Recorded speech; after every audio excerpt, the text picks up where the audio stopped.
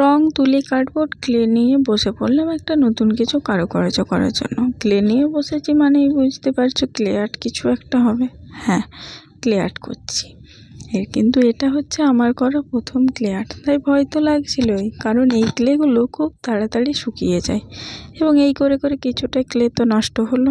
তা ঠিক আছে, হয়েছে।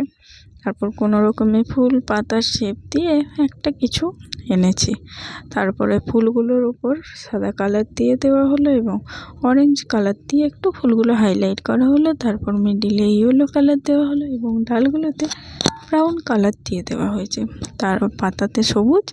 তারপরে দেখলাম যে কিছু একটা হাইলাইটের প্রয়োজন, সেই জন্য একটু গোল্ডেন কালারের হাইলাইট করে দেওয়া হয়েছে। অবশ্য তোমাদের যদি আমার এই আর্টটা ভালো লেগে থাকে তাহলে একটা লাইক করে দিও এবং চ্যানেলটাকে অবশ্যই সাবস্ক্রাইব করে দিও। Thank you.